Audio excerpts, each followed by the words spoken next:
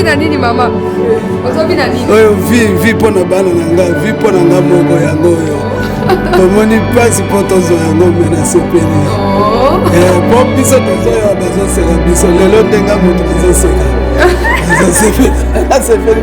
En République démocratique du Congo, le ministère de la fonction publique est le ministère chargé de la gestion des agents des carrières de services publics de l'État, autrement dit les fonctionnaires de l'État.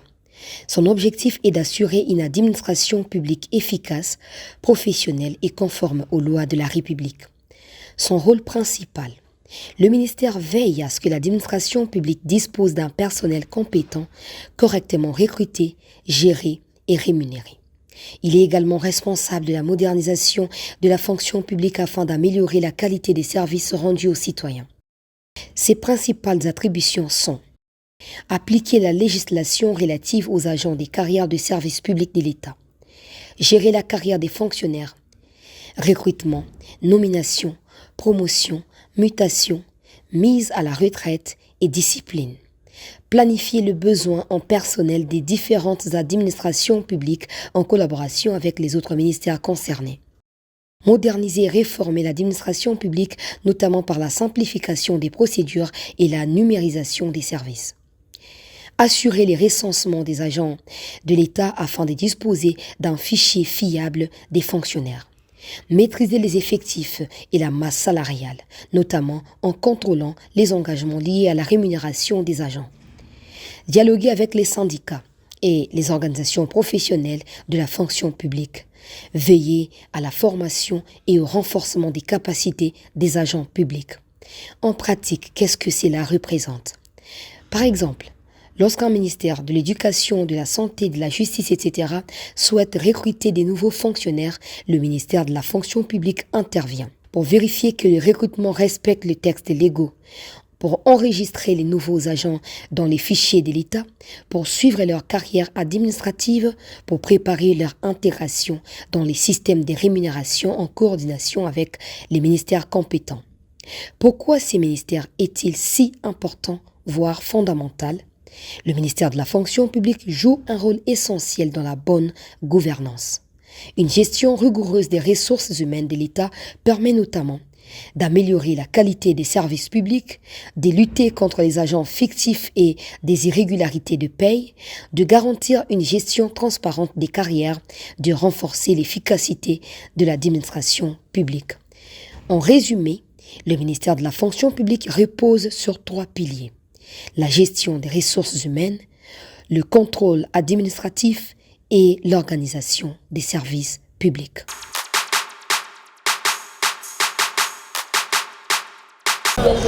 Bonjour Madame, Messieurs, bienvenue sur CT News dans cette édition spéciale qu'on va dénommer Immersion au sein du ministère de la fonction publique.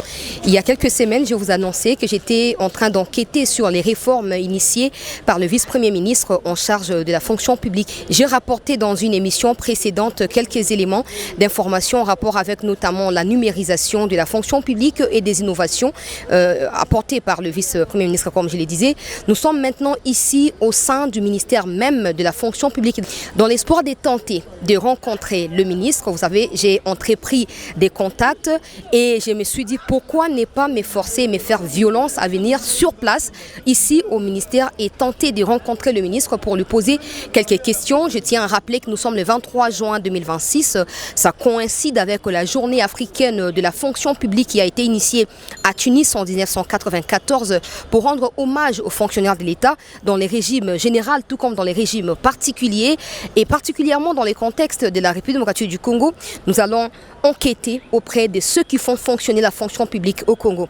Nous rentrerons à l'intérieur, mais pour le moment, nous avons appris que le vice-premier ministre en charge de la fonction publique et modernisation, Jean-Pierre Liaou, serait sur le point de venir à son bureau après une activité qu'il a initiée en rapport avec cette journée de commémoration de la fonction publique au niveau de l'Afrique. On va tenter de lui poser quelques questions et s'il pourrait nous autoriser autorisés à rentrer à l'intérieur pour avoir également des avis pour vous qui nous suivez, des fonctionnaires. On va commencer ici et probablement on ira dans d'autres départements de la gestion de la fonction publique de notre pays en rapport avec différents ministères. Mais pour l'instant, restez focus sur les caméras de CT News dans un instant. Nous allons assister à l'entrée du VPM et j'espère de tout cœur que parce que je me suis fait violence en venant ici, il va devoir nous autoriser d'entrer à l'intérieur, d'enquêter et en toute indépendance comme dans nos habitudes et le confronter pourquoi pas avec des questions qui émanent de vos préoccupations. Restez avec nous. Excellence, s'il vous plaît. Non, madame, non, c'est pas tout. Non, madame, non, c'est pas tout. Non, vous n'avez pas le temps. S'il vous plaît. Non, madame, j'ai une petite question. Je suis chancelière à la journaliste. S'il vous plaît.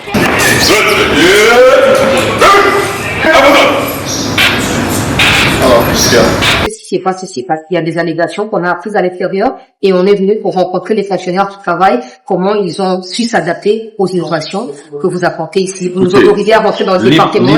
Libre à vous, ici comme ailleurs.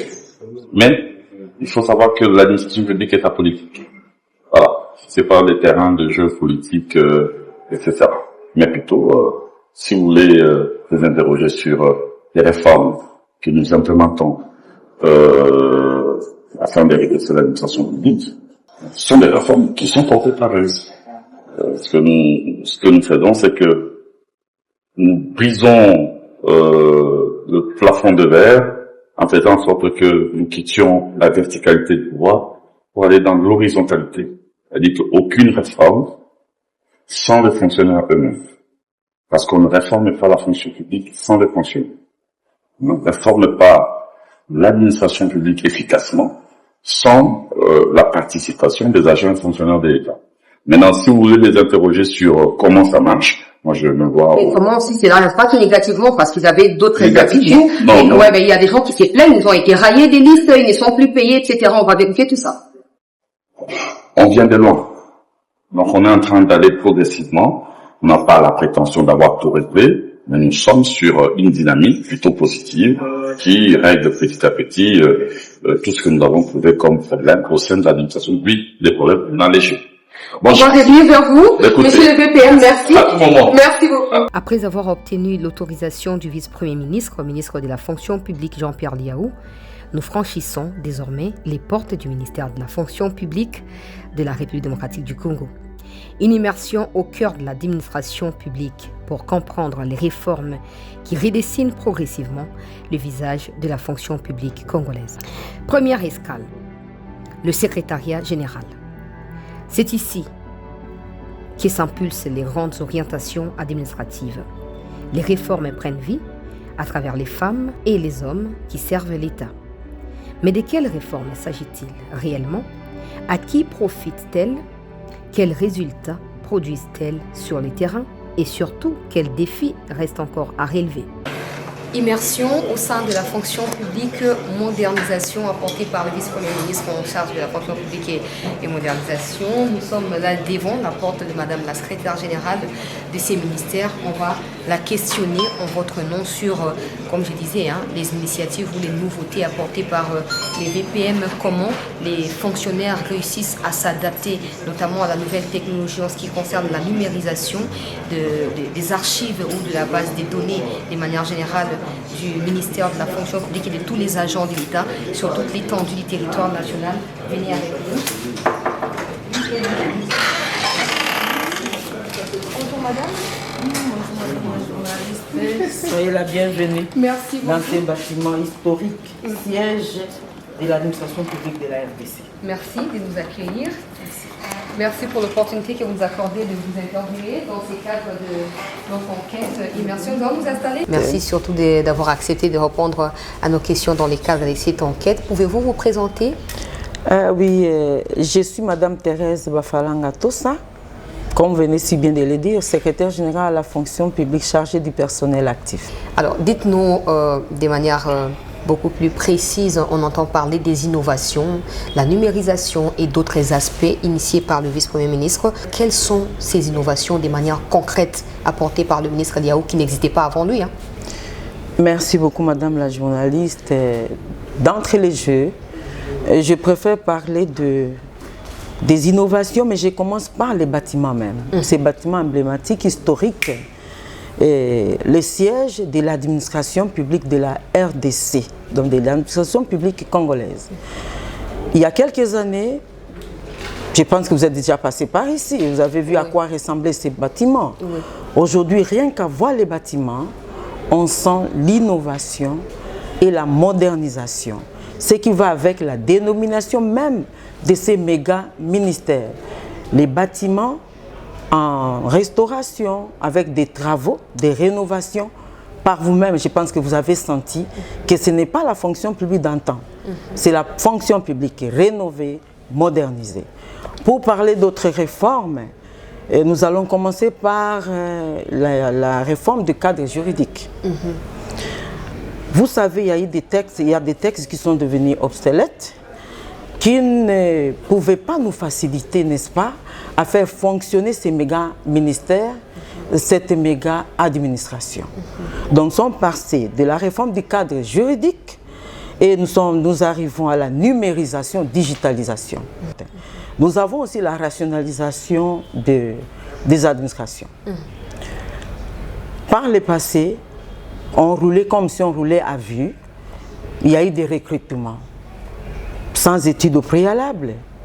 Mais actuellement, sous le vice-premier ministre Jean-Pierre Liaou, que je salue en passant et que je félicite pour des réformes aussi importantes pour ces pays. Donc aujourd'hui, nous avons pu rationaliser les administrations par la révisitation des cadres organiques. Il y a des administrations qui fonctionnent avec des cadres organiques datant de l'époque coloniale, des 40 ans, des textes devenus obsolètes et qui ne facilitaient pas le fonctionnement. Donc aujourd'hui, nous sommes à plus de 3/4 des administrations qui ont vu leur cadre organique révisité et qui ont été rationalisés. Et qui fixent maintenant les seuils des effectifs à ne pas dépasser. Quand on rationalise, c'est-à-dire nous passons par la maîtrise des effectifs et pour déboucher sur la maîtrise de la masse salariale qui va avec. Est-ce que les fonctionnaires de l'État s'adaptent facilement au mode numérique apporté? Vous parlez de la numérisation, l'archivage par exemple des documents. Avant, on devait voir tout ça ici rempli des documents. Aujourd'hui, ce n'est plus le cas. Est-ce que les agents, les anciens agents, par exemple au sein du ministère ici, se sont facilement adaptés à la technologie, ou vous recrutez, il y a un processus de recrutement qui se passe, et si il y a un processus, il y a de la transparence? Est-ce qu'il n'y a pas du clientélisme? Comment ça se passe? Eh ben, je sais qu'il y a toujours réticence quand il y a des réformes. Hein? Vous savez, quand vous lancez des réformes, il y en a qui ne s'alignent pas facilement. Pour dire que c'est ça la nature humaine qui résiste au changement. Mais pour ce cas d'espèce de la numérisation, je pense qu'il n'y a pas eu réticence, opposition, parce que c'est dans notre intérêt à nous.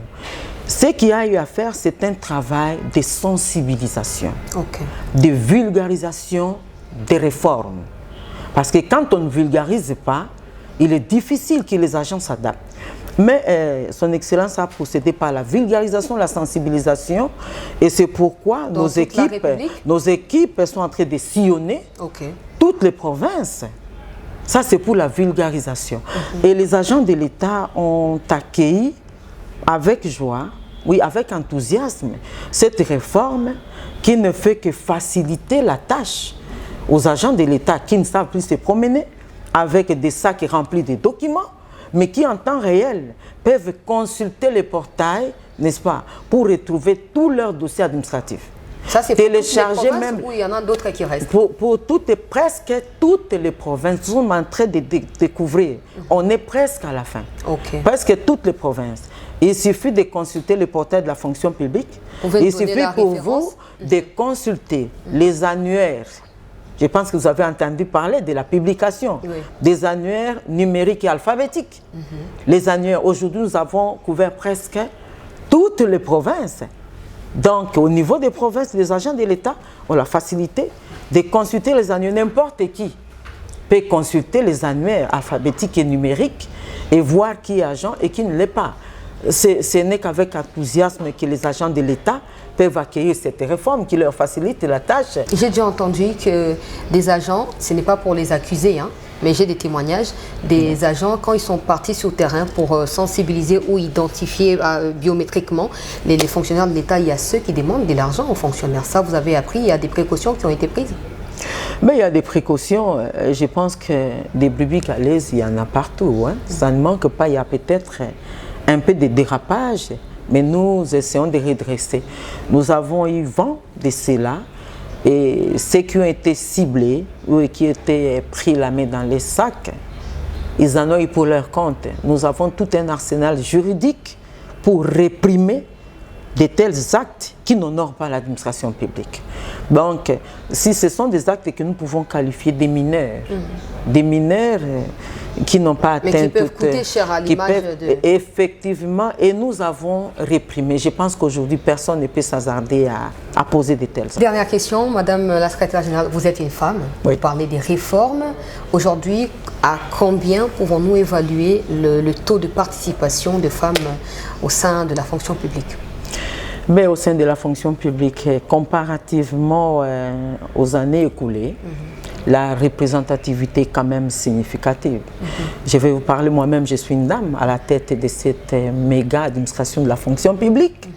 Et au niveau des finances, c'est une dame qui est secrétaire générale. Au budget, c'est une dame qui est secrétaire générale. Ça se voit clairement que vraiment le gouvernement a opté pour la féminisation de l'administration public. Et à ce titre, les femmes sont sensibilisées à tout moment, même s'il faut, dans les cas de recrutement, les jeunes filles sont sensibilisées. Et pour vous dire vrai, par l'ENA, nous recrutons aussi par l'ENA, l'École nationale d'administration, cette école d'excellence, où là aussi on sensibilise les filles à pouvoir postuler comme tout le monde, à souscrire. Et n'est-ce pas pour...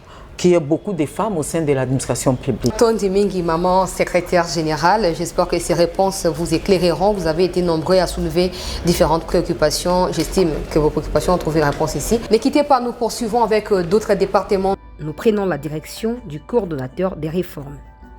Une étape essentielle pour décrypter les innovations engagées, comprendre les ambitions de la modernisation de l'administration et faire le point sur un enjeu majeur: la politique salariale des agents publics de l'État. Immersion se poursuit. Comme je disais, nous étions dans un bureau d'un coordonnateur. Il s'agit de M. Franklin Kiaïma Mouteba, qui est le coordonnateur de la cellule de la mise en œuvre de la réforme de l'administration publique. Ici, il s'agit des réformes. Mais avant que je ne puisse rentrer dans les vifs du sujet, on doit savoir la qualité de ceux qui gèrent ces réformes-là. D'où est-ce que vous venez? Vous êtes congolais, vous? Oui, je suis congolais. Je suis congolais. Je suis né ici, au pays. J'ai grandi ici au pays. J'ai étudié au pays. Et bon, après, j'ai suivi quelques autres cursus à l'international, mais j'ai plus évolué ici. Comment vous avez atterri ici, en plus coordonnateur? Moi et mon cabinet, nous venions en tant qu'experts pour accompagner le gouvernement dans la réforme de l'administration publique. Nous avions pour la première fois produit la première proposition de la nouvelle politique salariale de l'administration de l'État dans son ensemble. En 2025, sous l'impulsion de son Excellence Monsieur le Président de la République, Félix Antoine Tshisekedi Tshilombo, qui a ressuscité ce projet-là. Parce que finalement, il avait, dans le volet social de sa politique, il voulait absolument redonner à l'administration publique une autre image. Donc c'est comme ça qu'il nous a rappelé et nous sommes revenus. Nous avons supervisé les études avec les experts de toute l'administration, une quarantaine. Et c'est après ces travaux, justement, que son Excellence VPM a trouvé qu'il était beaucoup plus utile pour l'État, pour le gouvernement, que nous puissions accompagner la réforme de l'intérieur, plutôt que nous soyons associés ou nous soyons de l'extérieur, que nous soyons de l'extérieur, voire de l'extérieur. Alors c'est mieux de résoudre les problèmes de l'intérieur. Parce que de l'intérieur, nous allons mieux voir, nous allons mieux comprendre le système et nous allons mieux implémenter les réformes. Donc c'est comme cela que son Excellence le VPM a jugé bon de me porter à la tête de cette cellule de mise en œuvre de la réforme de l'administration publique. En fait, la politique salariale, c'est un enjeu beaucoup plus grand. Beaucoup plus grand. Parce que vous savez, la masse salariale aujourd'hui, même à l'époque, nageait autour aussi de 40-50% des recettes courantes. Alors, toucher cette problématique, ça voulait dire toucher pratiquement la moitié du budget de l'État. Donc, tout le monde avait les yeux sur ça. Donc, ce n'est pas une politique à mener comme toutes les autres. Ce n'est pas une réforme à mener comme toutes les autres. Il y a beaucoup d'enjeux, ça touche directement les familles, directement le social. Alors, une petite erreur peut soulever tout le monde. Si tu parles, si tu ne parles pas, si tu ne parles pas, alors,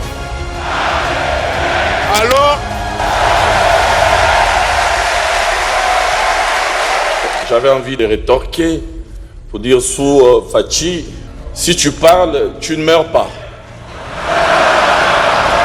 Si tu ne parles pas, tu ne meurs pas non plus. Alors parle, tu ne mourras pas.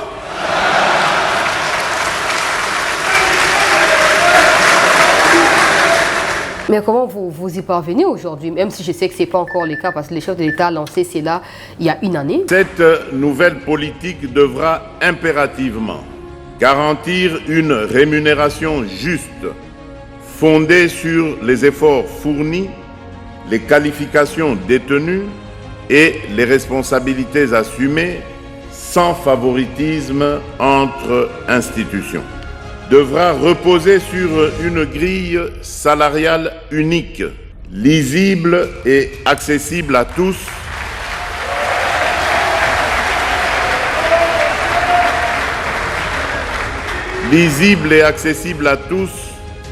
prenant en compte le grade, l'ancienneté et appliquée de manière uniforme. Je suis conscient des résistances auxquelles cette réforme pourrait se heurter. Des intérêts particuliers et des réseaux ancrés dans le statu quo tenteront sans doute de freiner ce processus salutaire. Il est temps que la loi des puissants ne prime plus sur la justice due aux plus modestes. Je m'assurerai personnellement de la mise en œuvre de cette réforme.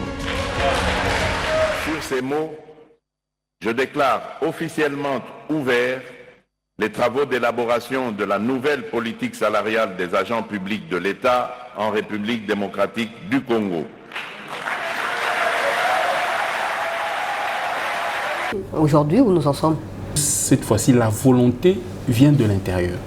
C'est comme ça que vous allez voir que même quand vous constatez les budgets de financement des réformes, l'exécution budgétaire en termes de réformes a beaucoup évolué par rapport au passé. Donc nous-mêmes de l'intérieur, nous finançons la réforme. Ouais, donc ça veut dire que si seulement on observe les finances publiques, on se rendra compte que la volonté politique a changé en termes de réformes. Dans le temps, l'État, il n'y avait pas grand-chose. C'est plus les bailleurs de fonds qui finançaient. Maintenant, c'est l'État lui-même. Donc c'est la première chose qui a changé. La volonté politique a changé.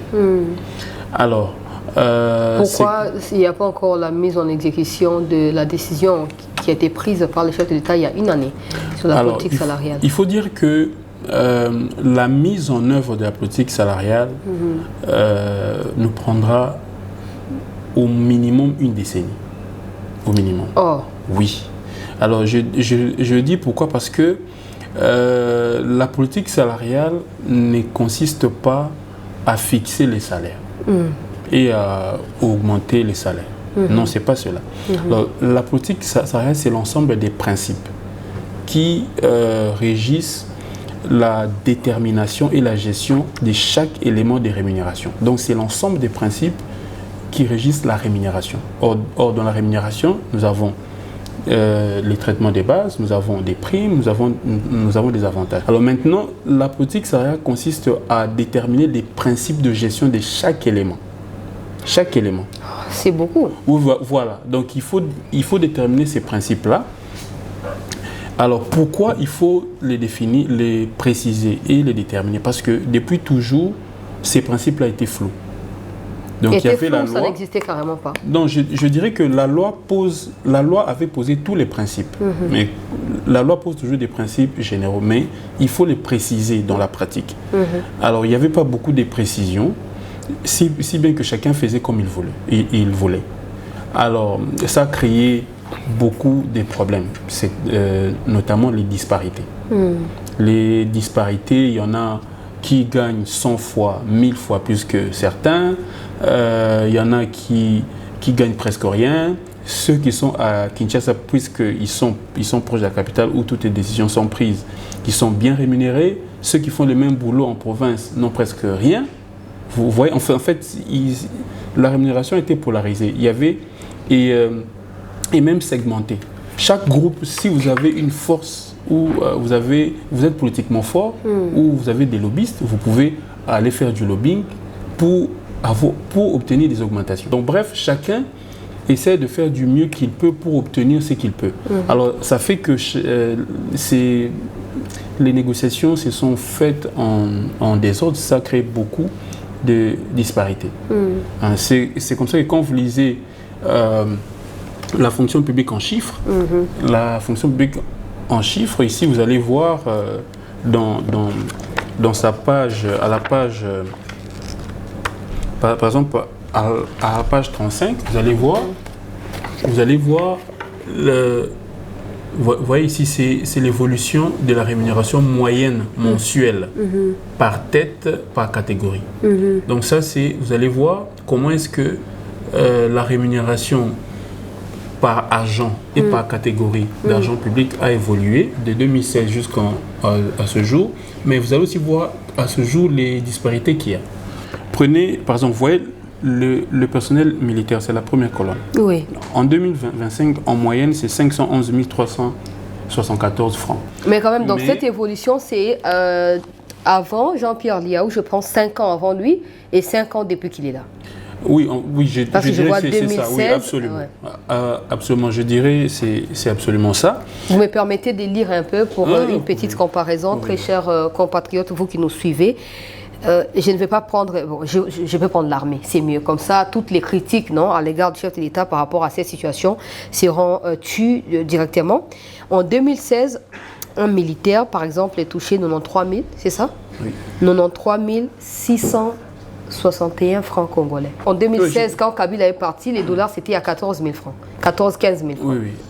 C'est comme ça que ça correspond à peu près à 64 dollars. Alors oui, c'est bien ça. Donc, en 2016, un militaire touchait 64 dollars. Oui. On va, comme vous le voulez, on va calculer également le montant actuel par rapport à 2016. 2025, un militaire touche en moyenne, en moyenne 511 000 francs congolais. À ce jour, maintenant, vous mettez le taux de fin 2025. Donc fin 2025, nous étions autour de 21,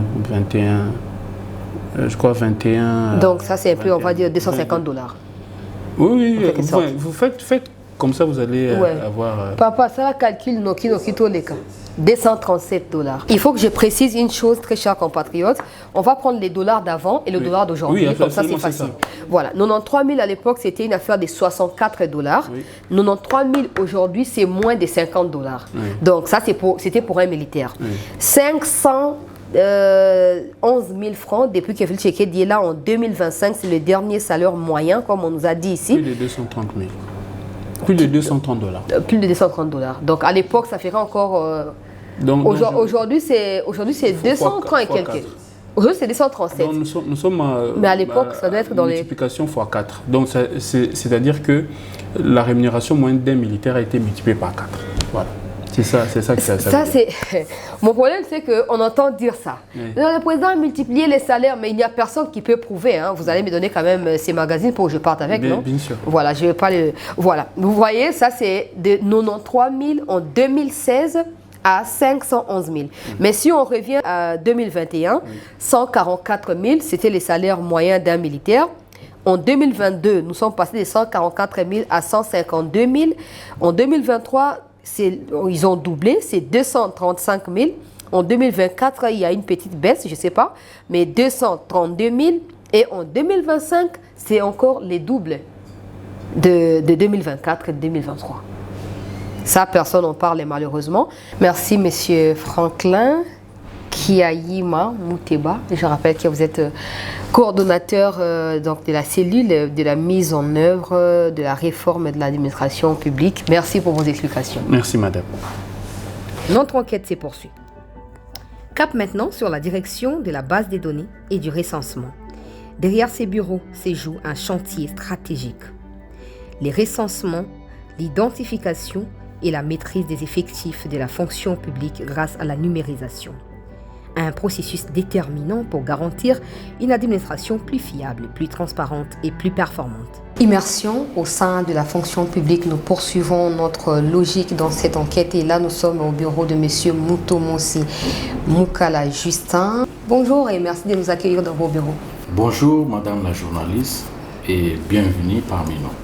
Merci d'avoir accepté de répondre à nos questions. Alors la première question, c'est vous vous chargez du recensement et de l'identification des fonctionnaires. Pouvez-vous nous expliquer les processus, comment vous commencez et à la fin, que faites-vous de ces données?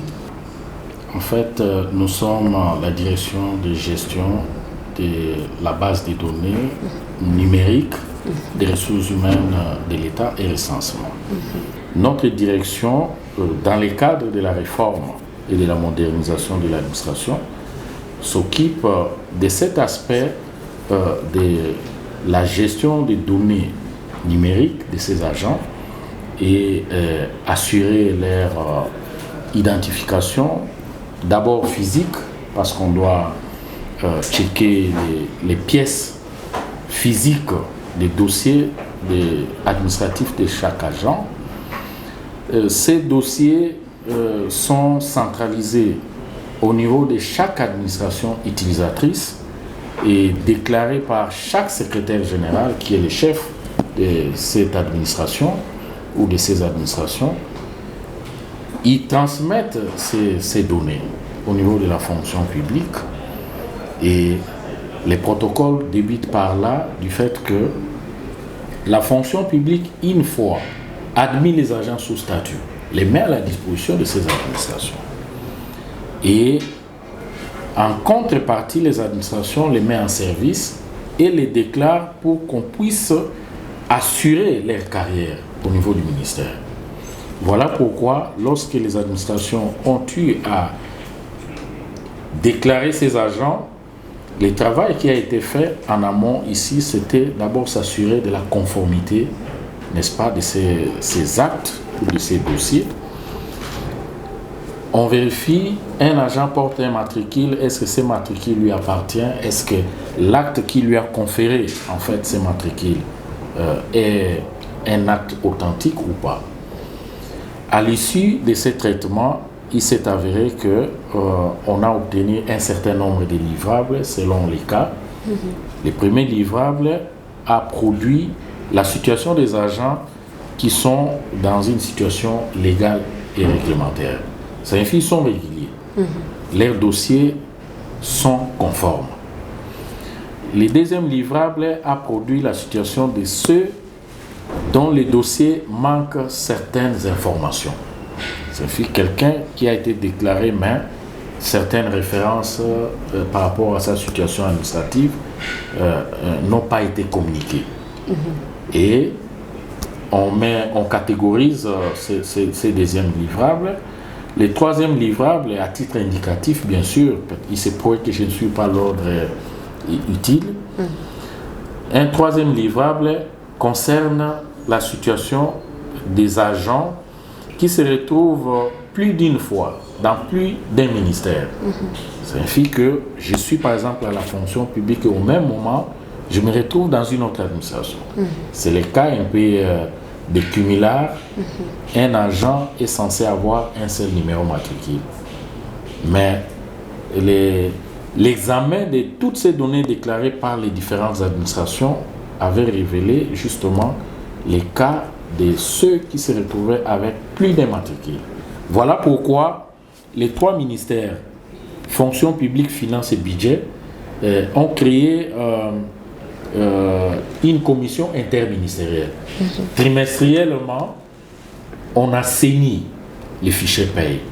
Ça veut dire les 3 ministères invitent tous les services utilisateurs des agents publics de l'État qui sont payés par les trésors publics à venir rassurer au niveau de cette commission interministérielle que sur notre fichier, durant ce trimestre, on a eu 3 décès. Normalement, on ne doit pas continuer à payer les décédés sur les fichiers des actifs. À moins qu'ils aient des enfants qui vont remplacer, ça, c'est pas un processus admis? Non, la loi ne l'autorise pas, madame. Ok. Donc, quand un agent décède en cours de carrière, on désactive son compte sur le fichier des actifs, on met ça dans les fichiers, on reconvertit son compte dans les fichiers des passifs. Des passifs, ça signifie qu'il n'est plus en activité de service. Et nous avons un secrétariat général à cet effet qui gère ces différents cas. Des rentiers, c'est dont les parents qui étaient fonctionnaires ou agents sont décédés soit en cours de carrière, soit après la retraite. Et ce compte-là n'est pas géré par ce secrétariat général, mais par la CENSAP, qui est notre Caisse nationale de sécurité sociale des agents publics de l'État. Merci beaucoup, Monsieur Moutoumossi Moukala Justin, encore une fois de plus. Nous allons nous diriger tout de suite vers la salle technique pour apprendre un peu plus des éléments d'information qui viennent de nous être fournis par Monsieur Justin Moukala. Restez avec nous. Et la transformation ne s'arrête pas là, simplement. Direction le bureau de la numérisation et du portail de la fonction publique. Véritable passerelle numérique entre les fonctionnaires et leur ministère. Un outil conçu pour simplifier les démarches, rapprocher l'administration de ses agents et renforcer l'efficacité des services publics. Comment se déroulent concrètement les processus de numérisation? Quelles sont les étapes pour obtenir une carte biométrique? Comment un fonctionnaire peut-il désormais prouver son identité professionnelle, accéder à ses droits et bénéficier des avantages qui lui sont reconnus sans avoir à multiplier des documents papier ni les déplacements inutiles? Étape après étape, nous sommes dans la division base des données et ici nous allons recevoir les informations en rapport avec le processus de recensement, identification, obtention des cartes d'agents de l'État. Et M. Fortuna va nous aider à obtenir les explications. Bonjour M. Fortuna. Bonjour Madame, je suis Fortuna Defou, chef de bureau en charge de la base de données.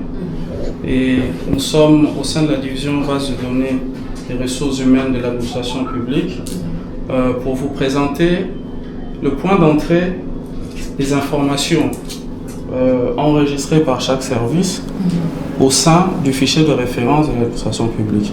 Alors, comme dit en prélude par le directeur, monsieur le directeur Justin Moutoumossi, vous avez sous vos yeux la fiche de collecte d'informations. Alors, cette fiche permet à ce que chaque agent de carrière des services publics puisse renseigner ces informations. Tout à l'heure, vous avez évoqué l'acte de mariage et tout. Donc, c'est ici que l'agent, de façon individuelle, renseigne ces informations pour permettre à son service, entre autres, de le déclarer au sein du fichier. Alors, cette déclaration se fait bien sûr via une plateforme numérique, via un système frappe.cd. Alors c'est ici que chaque opérateur, disons chaque intervenant au sein de l'administration utilisatrice de l'agent se connecte pour enregistrer ces données et bien entendu les valider pour permettre bien sûr à la DBDR, à la direction de gestion de la base de données des ressources humaines de l'État et recensement, de les exploiter et bien sûr de faciliter l'identification biométrique de l'agent. Prenons l'exemple que je suis chancelière, je suis agent de l'État, mais au ministère de la Santé. Comment ça se passe dans ces cas-là? Alors, dans ce cas-là, vous commencez d'abord par remplir la fiche de collecte. Qui a été présentée au début. On l'appelle le F01. Une fois cette fiche renseignée et dûment signée par votre chef hiérarchique, vous pouvez le voir en bas à gauche. Passe maintenant au niveau de la direction des ressources humaines de la santé. Alors, via la direction, il y a un agent capacité pour vous enregistrer au sein du FRAP. Et donc là, l'agent se connecte à ce profil. Là, vous pouvez voir les différents livrables que M. le directeur a évoqués, mais nous n'en sommes pas là. Agent retardataire. Retardataire parce que le directeur a évoqué le fait que les listes déclaratives avaient déjà été envoyées. Mais pour des besoins du service, il est possible que le service ait encore, via la fonction publique, recruté de nouveaux agents. Ainsi, ceux-là sont enregistrés ici comme des agents retardataires. Donc, une fois là, on a accès un peu au format numérique du formulaire F01 que Madame Chancelière vient de remplir.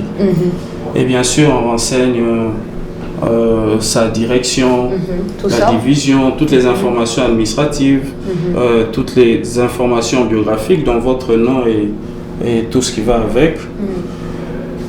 Et ensuite, les actes, vous pouvez voir les actes.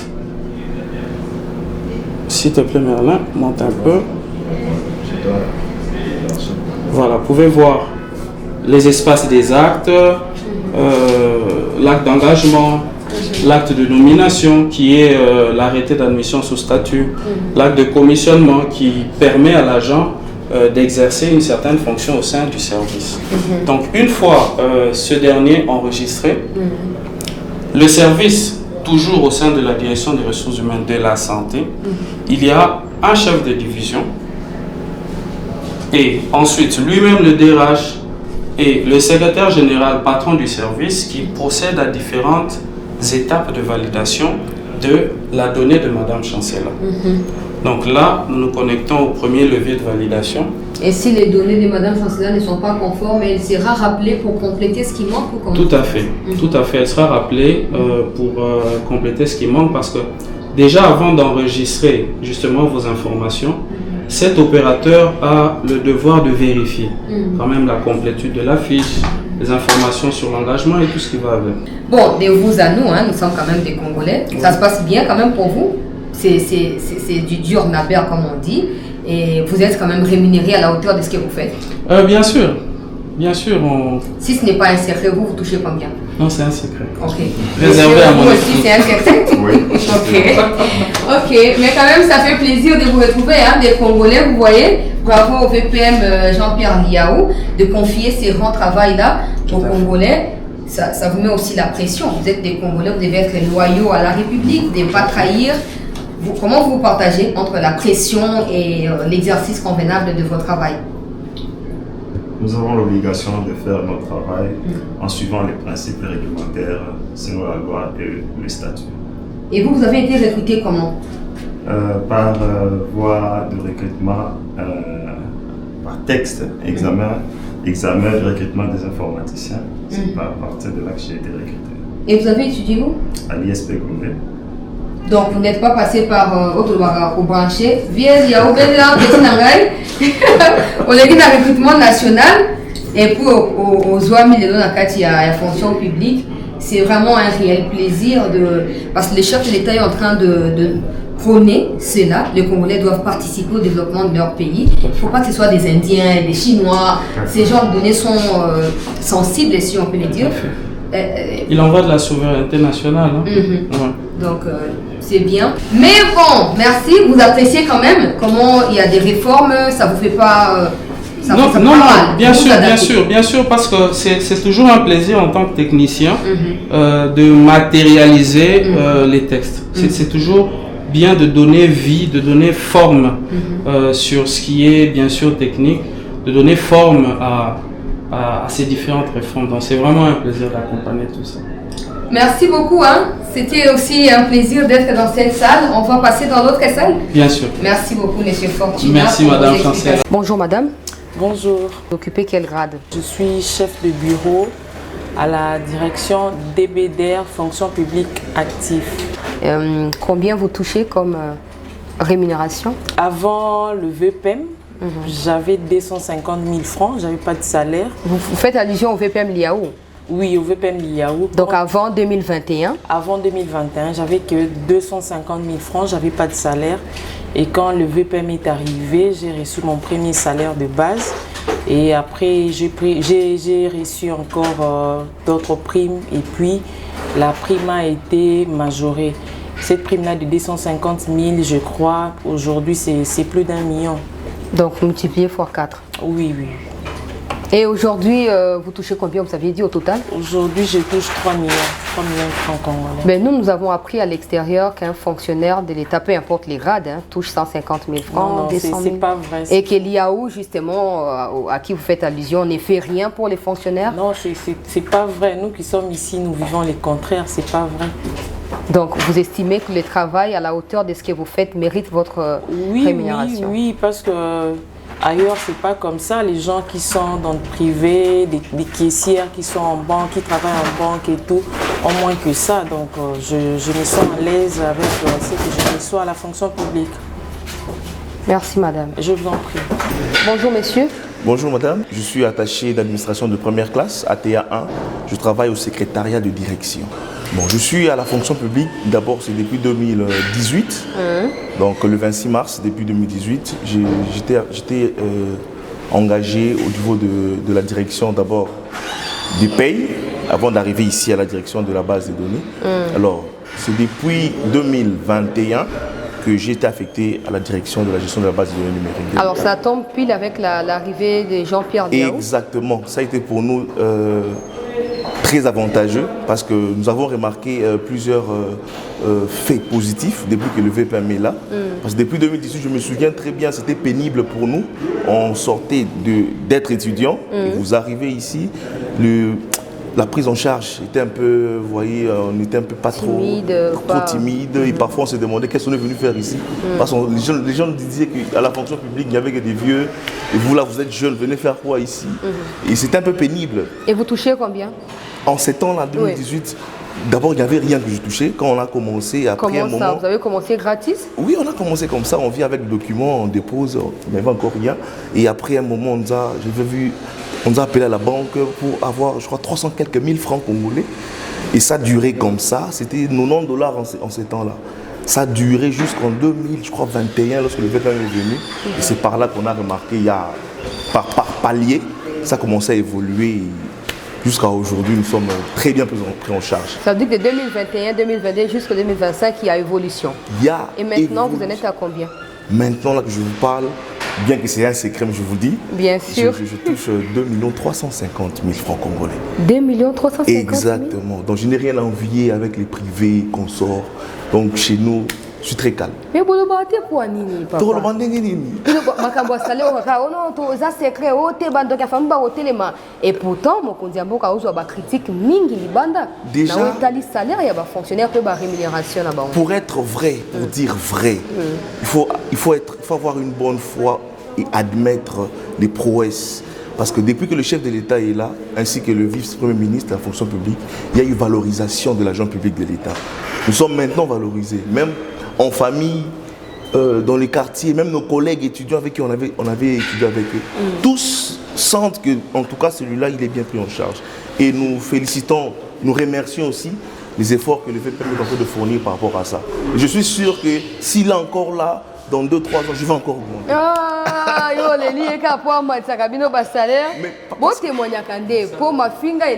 Oui, c'est parce que s'il fait ce qu'il est en train de faire, c'est parce qu'il y a un travail qui est abattu. Donc le travail est abattu et c'est sur base de ce travail-là qu'il nous valorise. Le fonctionnaire travaille. Le fonctionnaire est à son poste chaque jour. Le fonctionnaire est là pour veiller aux intérêts de l'État et de la République.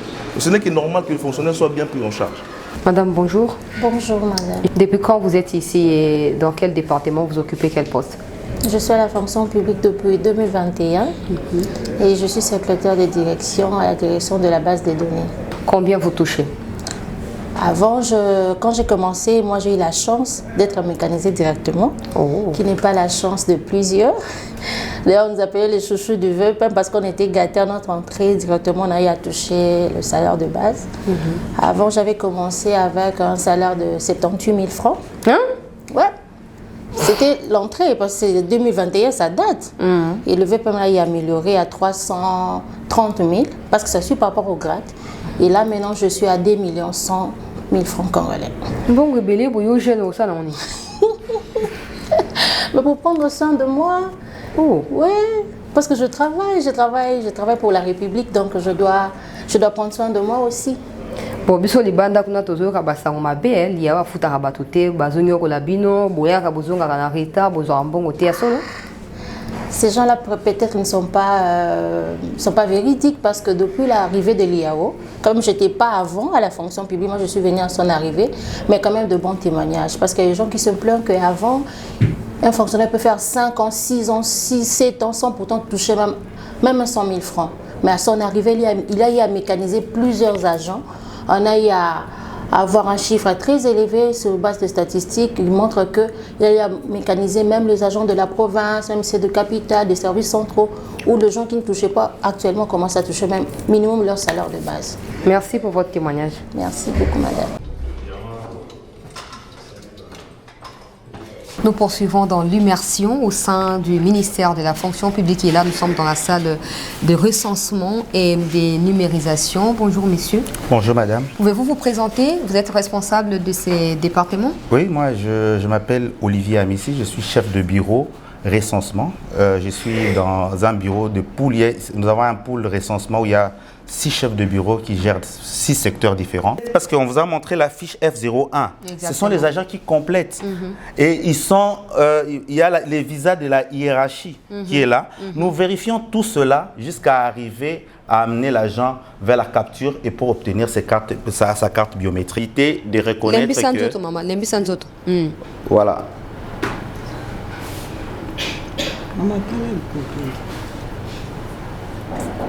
Tiko Bandeko Balandi a chancela Chala News côté impression. Il y a impression, hein? Oui, oui. Tokomi na période, na étape et impression. Basi bazu nani empreinte naie, bazu photo. Asi atindi automatiquement, comme on l'a dit, on travaille en ligne. Asi atindi ango kuna. Bakopé ça est 2 choses. Il y a liboso bakopé ça est papier wana basbing ango récépissé pour na à contrôler ce qui réellement les informations au tozui eza yango eza yaye à vérifier.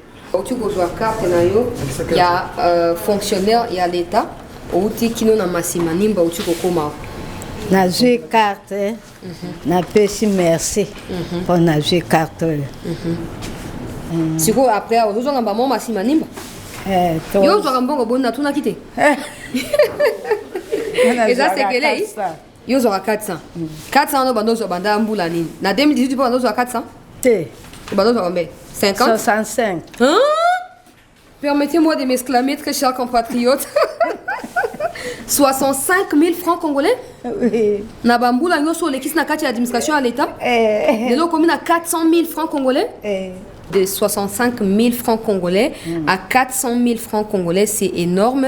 Et de savoir que la prochaine étape est celle également de l'augmentation, quand le président Tshisekedi parle de la masse salariale en termes d'une politique établie.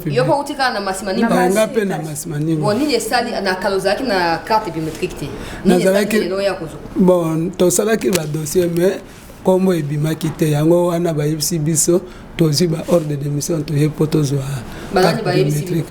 Ba konje biso kuna na. Ba yipsi que ministre VP masanini. Bazo sur la carte biométrique, moi bazana ngote ba kesa. Bon, bonde boye ko komi avec les tindengeni bayambi bino protocole bo sandengeni. Bayambi biso bien malgré to moni musala pe eza charge to za ebele bayambi biso. Ah c'est que boza ebele. Mais bozo patienter quand même. Tozo patienter. Bon makambo tali salaire zo le kandengeni. Salaire zo ka prime pe na zo ka. Ah, so ils ont secrété maman. Ça soit ta montante. Hein, montant. Montant mati.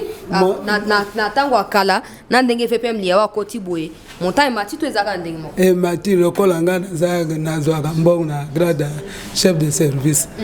Nazwaka presque 541 000 par mois. Moi on a sepeli pe na moni na rajoute à 100 000. Pourquoi on a pas 600? T'es moi au kaka. Ah, si on a eu qu'on a moi faut relia. Bon mati. Il y a 600 et quelques, on a pris un peu aux alentours. Peut-être, biso basangisa na prime na salaire. Siko to ba bosembo na kala ba dozo aboni lobaka bosolo. Nakala. To cheleti na 2018. Na 2018 ezalaki muketo ezalaki ba 100 000. Bah 200, ça dépend à grade d'ailleurs. 100 000. Au combien on a presque 600 000. Bon pour nous, on a bien été pour animer maman. Tu vas pas finir mon compte en banque, va finir PPM liaou. On a un témoignage à repérer ça boy. Bisa to sali na Congo na Zaïre. To zalaki na ba retard ya salaire mais awa to zo gali suste. Chaque mois to zo toucher mbongo na biso. Et là, il y a la deuxième maman qui elle est également dans le domaine de santé qui va signer pour preuve en tout cas. Toutes les données ont été fournies et ces données conformes aux besoins qui ont été exigés ici. C'est ça qui prouve que vous êtes passé chez nous. Maman Zobina déjà. Zobina nini maman? Zobina nini? Oyo vi pona bana nanga, vi pona nga moko yango yo. Tomoni pasi poto zo yango mena sepeli. Po biso tozo ya bazo seka biso lelo ndenga moto nazo seka. Merci beaucoup maman, courage et bonne chance pour la suite. Merci. Voilà très chers compatriotes, bateau et bateau vivre, amélioration et à conditions sociales et à Bajan et à l'État. Monsieur Ami, c'est un dernier mot à placer avant que nous puissions quitter la salle? Non mais nous disons merci. Le fait qu'aujourd'hui les gens à travers vous vont voir ce qui se passe ici. Nous poursuivons notre série d'immersion au sein du ministère de la fonction publique dans un autre niveau cette fois. Au niveau de la numérisation des actes administratifs et avec nous un autre responsable. Monsieur, bonjour. Bonjour. Pouvez-vous vous présenter? Moi, c'est le chef de bureau 24 Colombé, chargé du développement des applications et support aux utilisateurs à la DBDR. Vous êtes congolais? Oui, je suis congolais. Comment vous êtes arrivé ici par recrutement? Exactement, par recrutement. Et vous avez réussi votre test? Exactement. Félicitations. Merci. Alors, de quoi s'agit-il ici? C'est quoi l'étape ici après En fait, parce qu'après la publication des annuaires, aujourd'hui, nous avons remarqué qu'il y a des agents, des fois, qui perdent, qui subissent la perte de leurs documents administratifs. Alors aujourd'hui, via les portails, les fonctionnaires ont la possibilité d'avoir accès direct à tous ces dossiers administratifs. Donc, c'est à travers cet outil qui a été mis en place par la fonction publique où nous scannons tous les dossiers physiques de l'agent et nous les rendons disponibles au niveau du portail. Donc vous scannez et vous rendez, donc ça veut dire que si quelqu'un va là-bas avec seulement le numéro matricule. Exactement. Mais pourquoi ça intervient avant la publication, après la publication dans l'annuaire? Alors exactement parce que après avoir été identifié, il y a une mission de validation qui est faite au niveau de chaque administration pour nous rassurer que les données des personnes identifiées sont bel et bien des fonctionnaires qui sont affectés à chaque administration. Et c'est par la suite qu'il y a une publication des annuaires et nous mettons maintenant à disposition tous ces dossiers administratifs au niveau du portail. Donc quand quelqu'un est en province, par exemple à Massimani, là-bas, veut consulter ces informations, c'est auprès de ces sites-là? Vous qui numérisez, c'est ça? Non, non, c'est auprès du portail de la fonction publique. Donc, ça passe par vous? Ça passe toujours par la DBDR qui numérise les dossiers administratifs et par la suite, ces informations sont rendues publiques au niveau du portail de la fonction publique. Après avoir rencontré les principaux acteurs qui font fonctionner la machine de la fonction publique congolaise au sein de plusieurs départements du ministère, prenons à présent la direction des fonctionnaires à travers leur représentation. Nous allons donc échanger avec le président de l'intersyndicale congolaise afin de vérifier si les fonctionnaires ressentent réellement les effets des différentes réformes que nous venons de découvrir ensemble.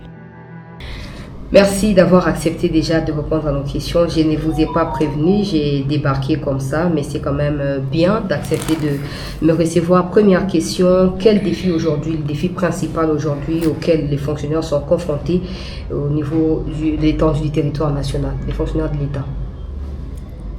C'est l'amélioration de leur rémunération. Ça, c'est les défis qui nous attendent, qui attend le gouvernement et qui attend Jean-Pierre Liao. L'amélioration des rémunérations des agents se trouve être au centre des défis que nous avons à relever. Comme vous le savez, peut-être que vous ne le savez pas, les fonctionnaires les moins payés aujourd'hui à $120. Avec $120, un fonctionnaire ne peut rien faire. Voilà pourquoi ça reste un défi. Et le chef de l'État qui a compris cela a lancé les travaux de la politique salariale en République démocratique du Congo, une politique salariale juste et équitable. Depuis le 24 avril 2025. Et jusqu'aujourd'hui, nous attendons la convocation de la commission paritaire parce que les travaux, nous les avons réalisés dans une sous-commission.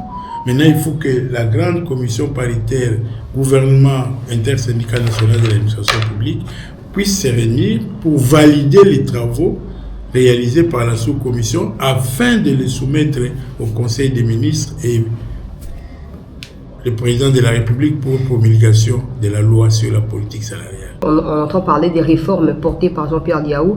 Le banc syndical national est-il associé à toutes ces réformes-là de manière active et participative? Bien sûr que oui, il ne fait rien sans nous.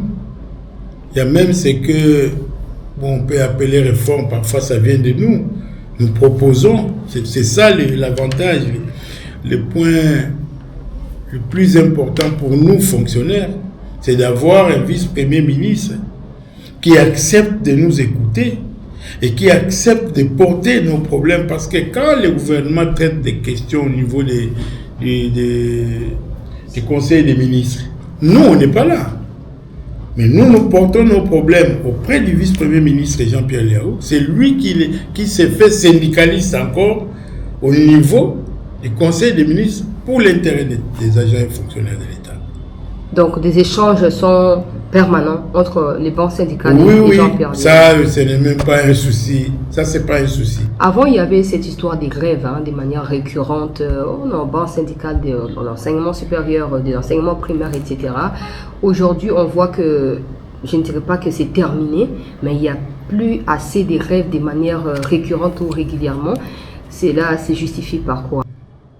Il n'y a plus de grève aujourd'hui parce que, d'abord, les mouvements de grève qui s'observaient à la fonction publique, c'était du fait que c'était des syndicats de fait. Des syndicats qui n'avaient pas qui ne portaient pas les soucis des agents. Mais je vais te dire une chose, c'est de ce que Liao a réalisé. Laissez-moi parler plus de Liao qui est en fonction. Exactement. Parce que ceux qui sont partis, ils sont partis. Non, madame. Je dois un coup de chapeau. Les fonctionnaires doivent dire grand merci à notre vice-premier ministre Liao. Pourquoi? C'est sous Liao que les agents ont commencé à être mis à la retraite, madame. Donc, depuis 2013, comme vous êtes président, il n'y a jamais eu on a mis seulement 1000 agents à la retraite en 2017. Mais quand Liao est venu, nous lui avons dit que si vous voulez avoir des solutions dans l'administration publique, il faut, parce qu'il y avait des centenaires, des octogénaires, des nonagénaires dans l'administration. On a fait la ronde avec lui, moi-même, ensemble avec le vice-premier ministre. Ce que nous avons découvert dans des provinces, c'était insupportable. Par exemple? Un papa de 100 ans qui vous dit qu'il attend la retraite. Mais il continue à travailler. Il continue à travailler. Probablement, il a 100 ans. Est-ce qu'il peut donner les résultats attendus? Non. Et avec le VPM Liao, nous avons dit plus question. Quand Liao est arrivé, beaucoup de choses se sont améliorées. Parce que la caisse en 2017 ne concernait que les agents et fonctionnaires du régime général. Mais aujourd'hui, nous avons les enseignants, les militaires, les policiers, les magistrats. Tous sont membres de la Caisse nationale. Pardon, reprenez. Oui. Ça veut dire que les militaires n'étaient pas pris en compte à l'époque, alors que c'était... En 2017, non. Alors que c'est eux parce qu'il n'y avait pas une loi qui autorisait qu'on puisse faire des retenues sur leur salaire à la source. La loi, on peut la créer ou on peut la... Et la loi, nous l'avons créée avec Tshisekedi en 2022. Il a pris l'ordonnance pour prendre en charge tous les agents publics de l'État dans la caisse. Et c'est grâce à l'ordonnance du président Félix Tshisekedi, argumentée par Liao. Il n'était pas là. La caisse n'avait que les fonctionnaires du régime général. Vous comprenez ça? Mais aujourd'hui, un militaire qui part à la retraite, il ira à la SENSAP. Ils sont d'abord immatriculés. Et à la fin, s'il est à la retraite, il va à la SENSAP toucher sa pension. Voilà ce que nous cherchons dans ces pays, les avancées que nous recherchons. Récemment, vous étiez à l'hôtel Béatrice, à Kinshasa, pour une activité. Pouvez-vous d'abord circonscrire l'activité en rapport avec la SENSAP? Madame, c'est encore ça. Les réformes qu'apportent les vice-premiers ministres et ministres de la fonction publique. Il était dit que les frais funéraires des agents, des fonctionnaires, s'achargent du gouvernement. Depuis que notre pays est pays, si vous m'avez suivi le 24, je ne sais pas si vous étiez au centre culturel, j'ai dit au chef de l'État que les fonctionnaires sont enterrés par des cotisations des hommes de bonne volonté, de leurs familles, des églises qui enterrent les fonctionnaires, alors que les statuts stipulent que les frais funéraires du fonctionnaire et de ses ayants droit, c'est en charge du gouvernement. Excellence, Monsieur le Président de la République, aucune catégorie professionnelle n'est épargnée de la modicité de rémunération ou de discrimination rémunératoire, à l'instar de magistrats. Nous avons les enseignants, les médecins, Excellence. Ils sont là, mais tous sont à Kinshasa. Excellence, toutes ces questions, nous pensons que vous avez vu juste pour mettre en place cette politique salariale, afin que nous puissions répondre à toutes ces choses. Mais depuis toujours, ça n'a pas été fait? Ça n'a jamais été fait. Et après... Et nous avons réfléchi ensemble avec le vice-premier ministre. Qu'est-ce que nous faisons pour régler les problèmes? Et il est venu avec une idée innovante. Laquelle? Il nous a dit, il faut que nous puissions trouver les mécanismes pour que l'État puisse prendre en charge les obsèques des agents et fonctionnaires de l'État et leurs ayants droit. C'est comme ça qu'il a demandé au gouvernement qu'on puisse donner ne fût-ce que 5 000 francs jusque-là pour chaque agent afin que la SENSAP puisse organiser la prise en charge des frais funéraires. Voilà, vous venez là de découvrir l'échange entre nous et le président de l'intersyndicale de la RDC. Vous avez certainement compris qu'il y a encore un chemin à parcourir, mais le plus important, c'est que l'engagement soit mutuel entre l'autorité des tutelles et les fonctionnaires, l'administration de manière générale, pour permettre notamment à ce que ces réformes puissent porter corps. Ainsi s'achève ce premier épisode d'immersion au sein de la fonction publique, consacré à la vision, aux réformes et aux premiers résultats enregistrés dans l'administration publique congolaise. Au prochain épisode, cap sur le terrain, nous irons à la rencontre des agents et fonctionnaires de l'État pour mesurer l'impact concret de ces réformes sur leur quotidien.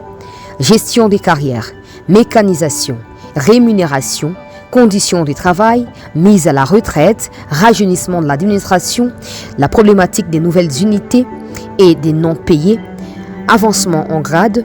Tous ces sujets seront passés au crible sans tabou à travers les témoignages des fonctionnaires eux-mêmes. Parce qu'au-delà de réformes, c'est la réalité du terrain qui en révèle le véritable impact. En tout cas, à Sali, Moussala, Elongobani, Abimisi, Oezakina, Abissa, on a un poisson.